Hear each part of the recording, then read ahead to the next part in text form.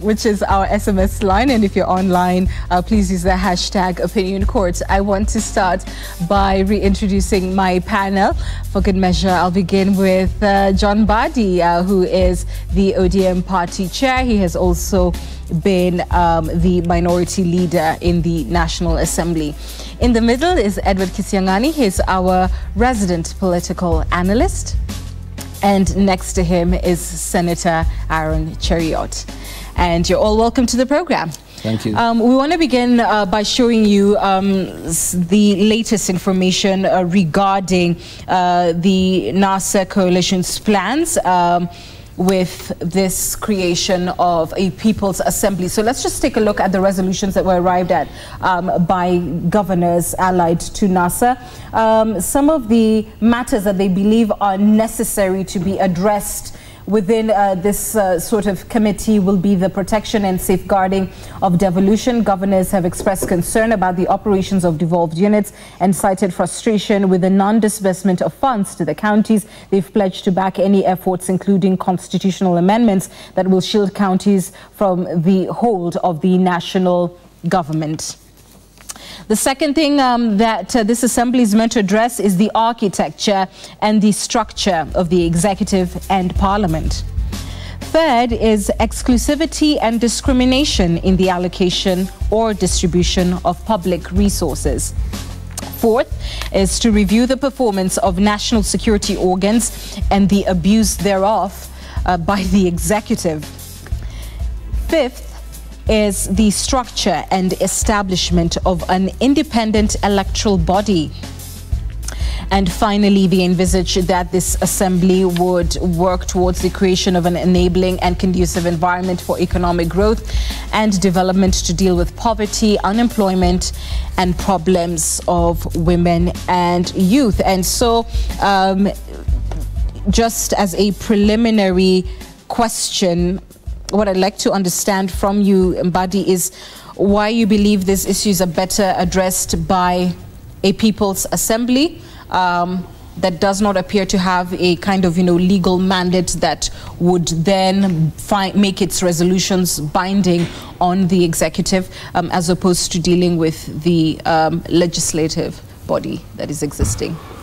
Thank you. And I think we need to, first of all, understand where we have come from as a country. We started in the 60s as a more or less mixture of democracy and autocracy during the 1963 coming to 70s.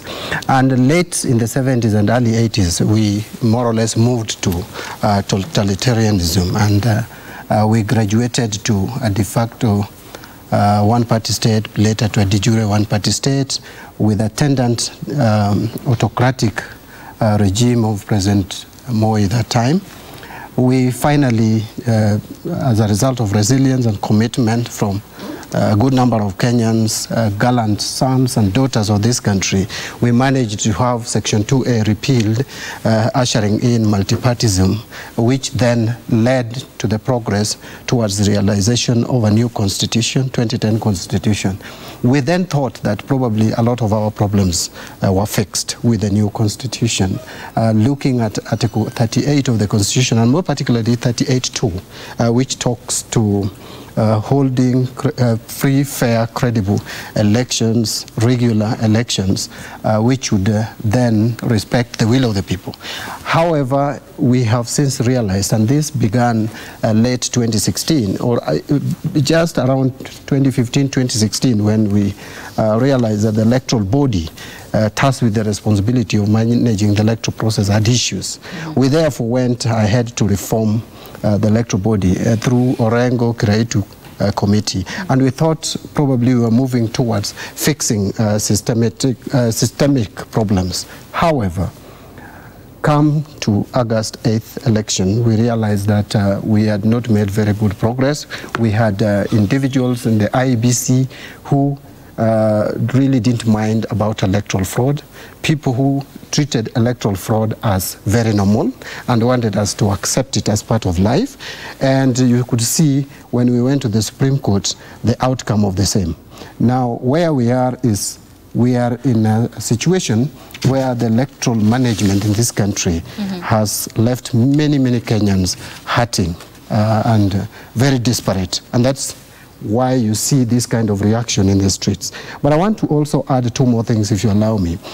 If you look at our institutions, Parliament, for example, and you mentioned it, you realize that Parliament has become an appendage of the executive, of the State House, that the legislation is no longer independent, that we expected a pure presidential system to be more or less divorced, Parliament divorced from State House, because the executive doesn't sit in Parliament. But what do we see?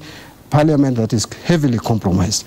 The second institution, and maybe that's the last one that I will talk about, is the security organs, which we thought with the coming into force of the 2010 Constitution, that we'd have a more responsive security service. And actually, we even changed it from the force to service. But what do we see? We see a security system that has actually converted itself into a state terrorism organ, shooting innocent taxpayers, people who pay their salary without giving it any second thought. Therefore, there is need as a country to talk. And by the way, there is nothing illegal, there is nothing extra constitutional about holding People's Assembly. This is not even the first time that we are going to have something similar. We have had previously what is close to People's Assembly. We had the Bomas Conference. There was Parliament then, but we still saw the need to have the Bomas Conference. We had the Ufungamano Initiative. In this country, I'm not even giving examples outside the country. So, talking about having People's Parliament and terming it extra constitutional is lacking understanding of what People's Assembly is all about. If there is any time that this country has needed people of Kenya to come together to discuss in an environment where we have proper representations from across the country, then it is this time. I want to conclude, and if you indulge me, by saying that how do you handle a government that really prides itself on the tyranny of numbers and doesn't want to listen to anyone, only listens to itself? How do you handle such a government? You have to look for another system where people of Kenya would dialogue and talk and discuss the future of this country and the way forward. In this statement that is signed by the chief executive, you say the convention will make decisions and recommendations to achieve democracy, constitutionalism, and restore legality. How will this convention ensure that these things are done nationally without having a binding framework with which it operates that will compel the executive or any other arm of government that you say is not acting in the way in which you envisioned it should, then to comply with these resolutions? Two things. First, it should be understood that the People's Convention will discuss a number of issues affecting Kenyans, and the moment it starts operating, you will find so many Kenyans coming, even from the Jubilee side, because they will realize that what we are discussing are not idle issues, that they are real issues affecting this country. But the moment we conclude this, and by the way, I want to help and answer that question by citing that it is not just this People's Assembly that is the initiative that we are going to carry through. As we have mentioned, this is just one among the many strategies to put pressure on a government that is turning despotic to listen to the people. So there are other issues, there are other strategies, there are other methods that we are going to use, and we have mentioned them, they are not secret, that we will use to apply pressure so that the government can listen to the people of this country. Senator, what do you think? Well, listening to my colleague John Mbadi, you can't help but realize that some of the things that we've been saying for a long time as a Jubilee Coalition is that NASA play to the rules that are set by themselves only and not anybody else. The reason I say this is that this current constitution that we have today governing our country is a document that was well thought out, well researched, done through a very painful and difficult process in our country. We finally promulgated it in 2010, and part of the things that we gifted ourselves through this document are strong institutions that we, for greater reason, and after listening to the experiences of Kenya of the years gone by, we felt will be strong enough to enable us as a country to coexist peacefully and have moments where we disagree, and this institution comes in as an umpire, and we will respect them and allow them to flourish. Because, and one of the things that we've got to realize is that the strength of any democracy is its institutions, not individuals. Individuals are temporary, but institutions are permanent. One of the things that we had hoped was that, for example, we will have a judiciary that will be so strong that it doesn't matter who is Chief Justice and who is at the Court of Appeal, because throughout time you're able to weed out and give these institutions the tenacity to withstand the manipulations of politicians. You'd have institutions like the IBC that will umpire upon elections, and it doesn't matter who wins or who loses, people will shake hands at the end of it all and say, well done, I'll live to fight another day. But what do you get with NASA? You have NASA here on one side that goes to the Supreme Court, gets a ruling and praises one of the independent institutions in our country and says, well done to the judiciary.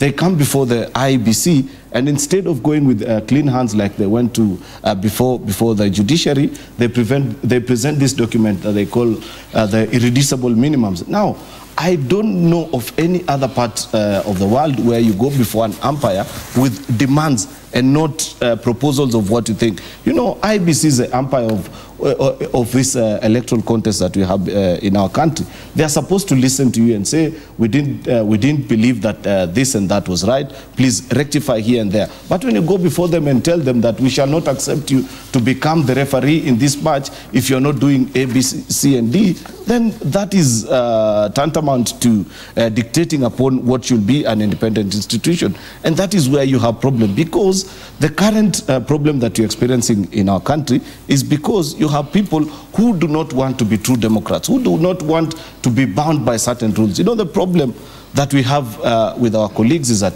many are the times that you listen to them and you say, today, for example, let me give you a good example. If I am a very corrupt Kenyan, and I support the Jubilee Coalition, if John Mbadi comes here today, he will describe me through all the narratives and all the adjectives that can be used to define a corrupt person. But if tomorrow at 8 o'clock I switch allegiance and I join the NASA coalition, immediately I become a patriot, a great Kenyan, and we've seen this with so many of the leaders that are within NASA. But just to redirect it particularly in response to the People's Assembly and the issues that they're bringing forward, such as safeguarding devolution, talking about the structure of the executive and parliament, exclusivity and discrimination, performance of national security organs, the another independent electoral body, and you know, the economic performance. Do you agree that these are things that require this sort of national convention to discuss?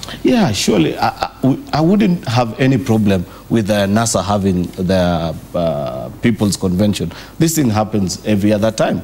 In Kiswahili, it is called Bunge la Wananchi. If you go to City Hall, even tomorrow at 10 a.m., you will find Kenyans from all walks and religious backgrounds discussing the same issues that we talk about here on TV every other time. But shouldn't these be issues that are solved by Parliament, and as Mbadi said, therefore is an indictment on the legislature, which, as the NASA coalition believes, has become that appendage of the executive that can't deal substantively with issues like this, which you do agree are legitimate? You know, that is a point of departure between now us and NASA, because the question that you would ask somebody like John Mbadi is that the people of Suba have elected you and have sent you to Parliament to speak on their behalf and raise issues which matter to them.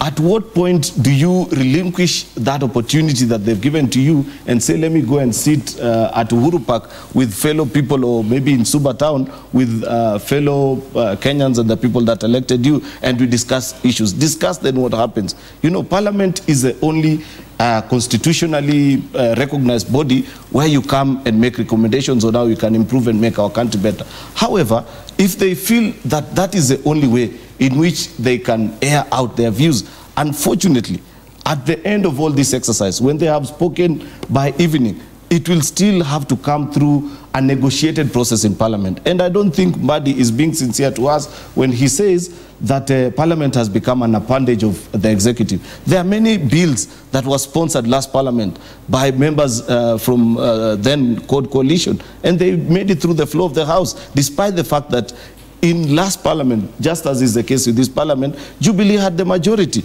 Even when it comes to matters of elections and how we are supposed to manage elections, the same committee that he has referred, what is now being referred to as the Kiraitu Orengo Committee, Jubilee had a greater number in that committee than NASA, but we went to Windsor. We had discussions, we listened to each other, they raised points, there are concessions that we made across, and we had a bipartisan approach. I do not know why all of a sudden they imagine that there are things which, if they came and proposed before the House, if you are able to convince your other colleagues, they will not be able to listen to you. Okay. Prof, what do you think of all of this, the NASA strategy? And if you would kick us off with some of the issues that they're talking about, the problem that they see in the structure of the executive and Parliament. I think, Anne, thanks a lot. I think when you look at the discussions that are going on, especially between the two factions, you realize that there is a problem. And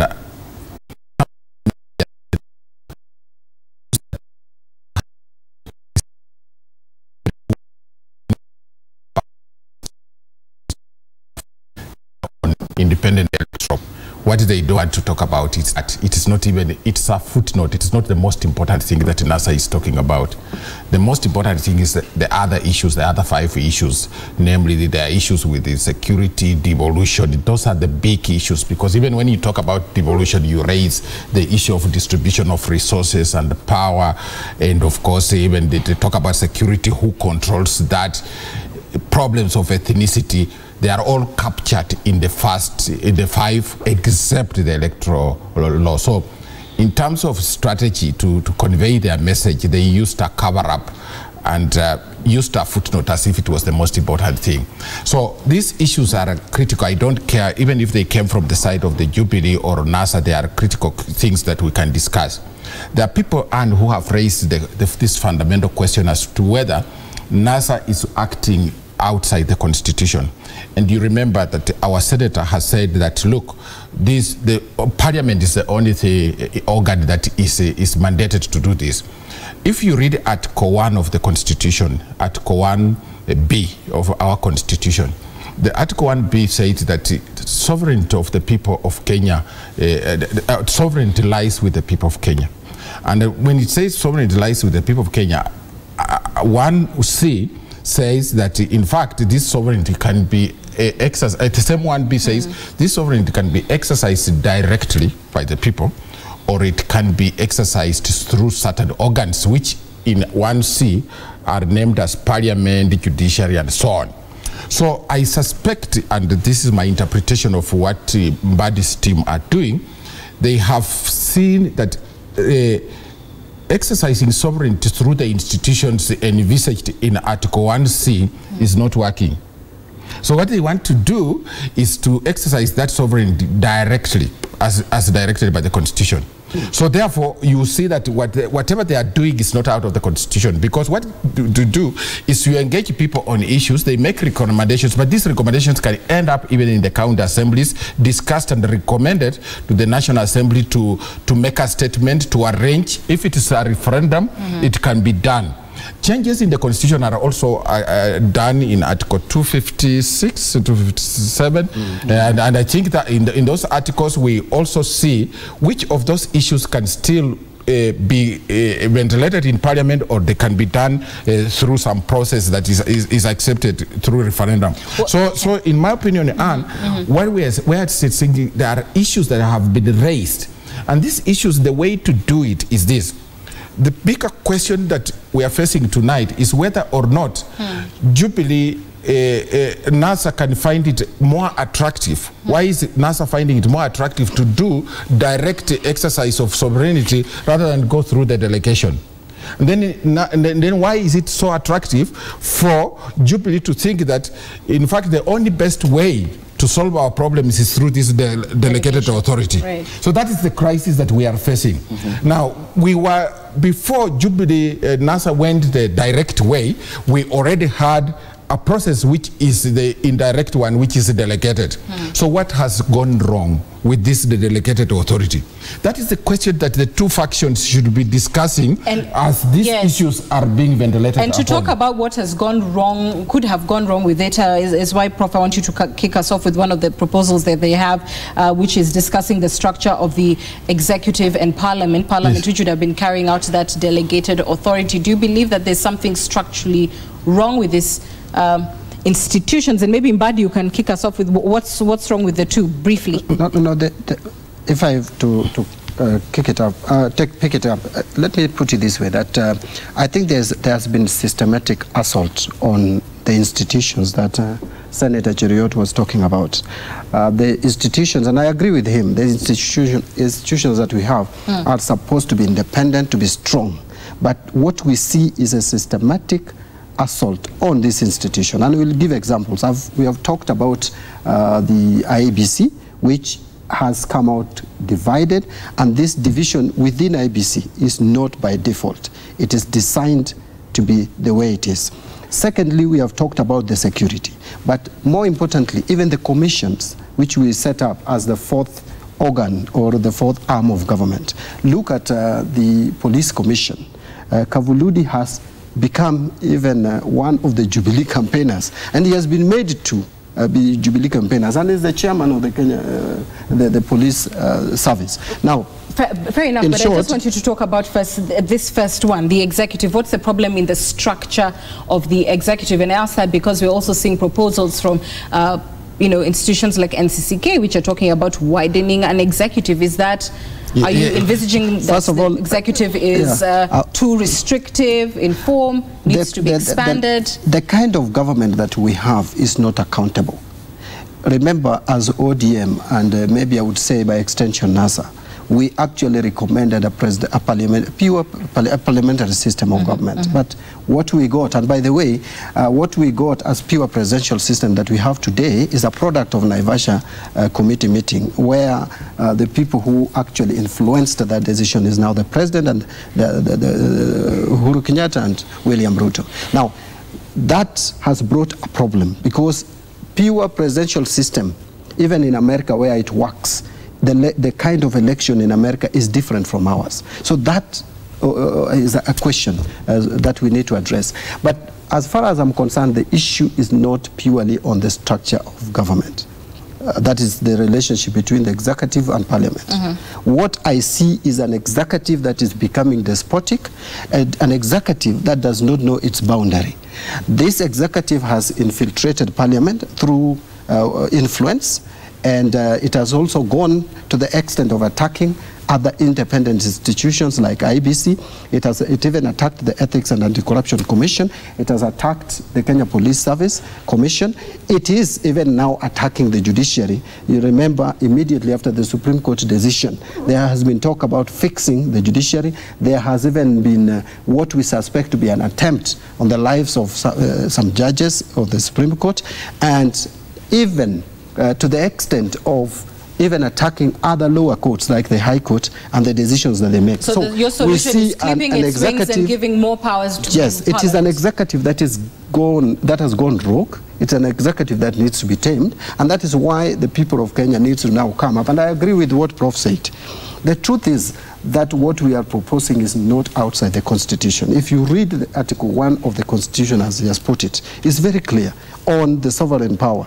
And that is what we are going ahead to exercise our sovereign power directly. Now, on the People's Assembly, if you go to Article 37 of the Constitution, it talks about, it gives people the power to assemble. And that, by the way, it does not define how this assembly is supposed to take shape. It does not say that that assembly should only be National Assembly or the Senate. It says people have the right to assemble. But finally, if you allow me, I want to very quickly mention that the right to assembly is not even just in our Constitution. It is in the international law.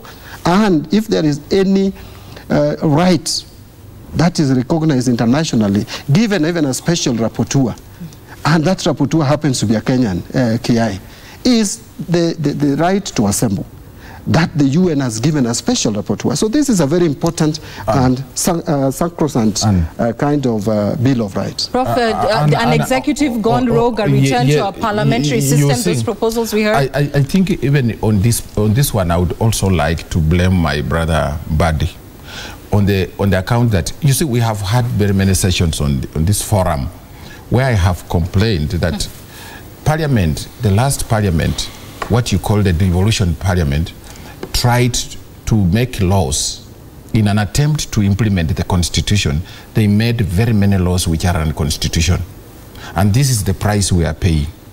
The Constitution is still okay, in my opinion. And that's why I'm suggesting that instead of going towards the direct exercise of the sovereignty, what went wrong in the last Parliament was at the legislative level. And this is what happened. For example, the devolution, which they are talking about, Anne. In terms of devolution, you have a case where the national government, empowered by an act of Parliament, looks like it is spying on the county government. For example, you have ward administrator, then you also have the chief. You have county commissioners. They duplicated positions instead of empowering the developed units to do jobs. They started, spying on each other, and then spend a lot of money paying officials who are doing duplicate jobs. I mean, similar jobs in the same counties. So what we need to do right now, my opinion, is this. Instead of having this kind of suspicion and even going out to do it through direct, sovereignty, let us get back to all the acts of Parliament which we passed from 2013 to implement this Constitution. That is where the crisis is. And once we do that, we shall correct the relationship, for example, which the executive has and the legislature, and what the Parliament is doing wrong by putting it in proper legislation. That is where the major crisis is. Fair enough. But, when they talk about, Aaron, the executive going rogue and those who believe that it is, exerting undue influence on the independence of the legislature, one still then wonders, have Kenyans known Parliament not to go rogue in its own right? Has it, even by being in what the opposition would argue is a kind of collusion with the executive? We've seen Parliament over and over again do things that are purely for selfish interests. Passing unconstitutional laws. Well, I think it will be unfair to Parliament if you try and paint it in such colors. And, Honorable Mbadi being... Just this session, the first thing that we heard from legislators was a proposal to raise their salaries again. So one wonders who can check whom? Well, one among the many good things that they'd be able to do, and I'm fairly disappointed if we were in a session of parliamentarians only, I'd give a big rap to Honorable Mbadi, because he's one of us. Then he comes before national television and appears to be so defeated about being in Parliament. Then why did he run in the first place? Why did you carry out such a rigorous campaign before the people of Suba to re-elect you into an institution that you don't seem to believe in? Anne, we will be missing a great opportunity as a country if we reduce all this conflict into about what Jubilee has done and what hasn't done. And this is my point of departure with the kind of argument that is being fronted by Honorable Mbadi and the NASA Coalition, that in all this mess, the thing that they end up seeing is that they imagine that it's because of the kind of executive that we have. One, there are things that we need to set the record straight. If you have a student who keeps on failing exams, then blames the different examiners each time he sits an exam, what is the problem? Is the exam the problem, or the student who does not understand what is being asked? That is the kind of situation that we have before us, because each and every other time we sat and made a new commission. 8 months after we've brought in a new commission, NASA has the same problem. Okay. They're saying, please send away these commissioners. What does that tell you? It tells you that according to NASA, the only election that will be free and fair is an election that Raila Odinga wins. No, NASA is not talking about elections. It's just using elections as a cover-up. That is not the main thing. NASA's problems are the other 5, except this election. I think they have no issue with the election. And that is why they are talking about Prof, please. Just allow me to make this point. You have 30 seconds to make that point, sir. Oh my goodness. The point is, Anne, yes. The question that I say is that we will miss the whole discussion and the whole point if we reduce all this conflict to be about Uhuru and Raila. The big question that we should be asking ourselves as Kenyans is that it now appears that every 5 years that when we go to an election cycle, we end up at the same place. The question that we should be asking ourselves is that what is it that we can do so that we have a greater republic where, despite the fact that when you win or you don't win election, everybody can go on with their lives and know we will become a greater nation. And that's the kind of point, argument but I think in terms of what is being proposed here, it isn't just about Uhuru and Raila. Maybe that is when they talk about the structure and establishment of the independent electoral body and why it is we need to keep re-establishing its independence. But because we're running out of time, we've got about 7 minutes on the clock and some significant proposals to get through. Mbadi, if you would just in a minute talk to us about the third point that you hope that this assembly will talk about, which is the exclusivity and discrimination in allocation or distribution of public resources. With devolution now in place and a formula for sharing revenue, can you still with clean hands argue that there is discrimination in the allocation of public resources? A big one. Let me tell you that first I want to combine it with the issue that Aaron was talking about, where he is asking whether I can see Anya is not so happy that I'm taking that route, but let me then help you. I would like you to just answer this question, sir, because we're really running out of time on public resources. On public resources and exclusivity. I want to tell you that the issue of election, the issue of election just comes because for 5 years, Kenyans are waiting for that election, thinking that they would sort out their problems. And one of the problems is that one of exclusivity.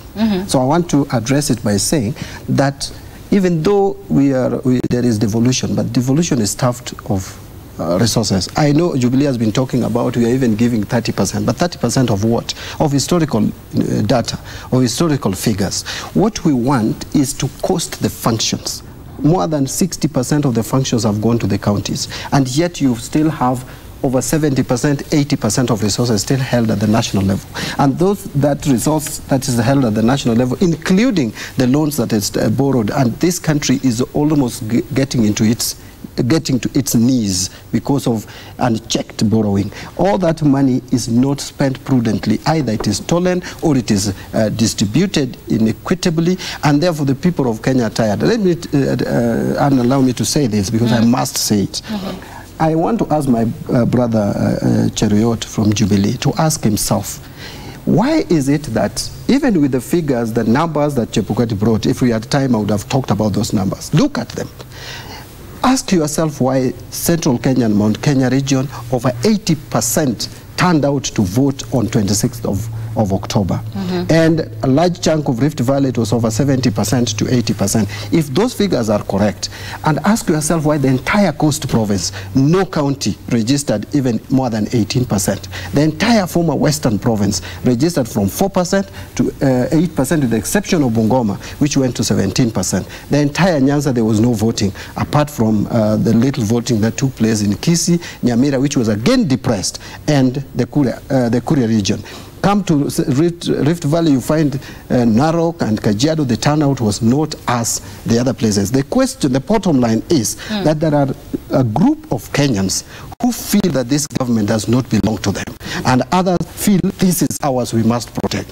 That should worry any leader. That should worry any person who is in power. And on the basis of resources, are you saying that's on the basis of discrimination? And let me just wind up with this. I have had Jubilee call the youth who came out in the streets of Kisumu, Homa Bay, Migori, Siaya, even Mombasa, that those were militia. I would have had time to talk about militia, but I don't want to address that. Ask yourself why a young man could come out of his house or his house with a stone, knowing very well that he's confronting a police with a gun. And he has even seen in the previous days people being shot dead. This person is ready to go to the street to protest and express his anger at the possibility that there is a government that is that's about to come to place, a government that does not take care of his or her interests. I want to say that this is what calls for serious national dialogue. And it is one thing to say that the reason why some of these areas will not come out to vote is because they don't feel part and parcel of the government. They have, you know, their allegiance somewhere else. They have their preferred leader. But is that purely a question of discrimination in allocation of public resources, that you feel you're not getting money from the national kitty in a significant manner to benefit your life? And should that be a problem of, is it the formula? Is it the way governors are using resources? Is it about the disbursement? Is it purely a discrimination issue? But you see, Anne, there are governors in Muranga, Nyeri, Kirinyaga, they are also misusing resources. There are governors in the Rift Valley, they are also misusing resources. How come that those regions come out to about 90% to vote? The issue about people who are fatigued, how come the people of Kiambu are not fatigued, the people of Muranga are not fatigued, the people of Nyeri are not fatigued? You're saying they're getting more resources? I think because maybe I didn't communicate well. There is a lot of resources that remain at the national level, which are not linked to the functions that are remaining at the national level. Money that is not distributed equitably. Money, but this is just one of the aspects. Actually, it should not be assumed that the main reason why Kenyans are angry with this government is just purely on resources. There are other things. When you are treated like you don't belong to a country, when you are treated like the country belongs to some people and you are there by invitation, I think you have to get angry. Fair enough. Senator Cheriot, if you'd respond to the question of discrimination in the allocation of public resources. Well, first I want to disagree with Mbadi's view about voter fatigue and why he's giving out those turnout figures as varying in the different parts of the country. If it wasn't for the threat of violence and attack, we would have, if it was a normal election, that people knew that if I vote or I do not vote, it doesn't mean that I can lose my life, then the figures would be totally different. That's why what threat of violence was there in Garissa, for example, and Mandera, or Wajir? Because or even Kitui. Let him make. I'm just asking. Fair because enough. I think it's a propaganda. We will go to a very long discussion, and I'll lose track of the question that you've asked me. If it wasn't for that threat, people will have turned out to vote. Let me tell you, and I said this and I want to repeat again, that as leaders, we wouldn't be doing this country justice if we reduce all these crises that we are facing into a debate of whether what this means to a certain region or to a certain individual. What the problem that we are facing is that we have so many young people that are out there properly educated, energetic, ready to work, but there's no work to do for them. World Bank has just done a study across the entire continent of Africa where they said 60% of the population of young people that joined armed groups and engage in the kind of things that we saw do so with the hope of a better living.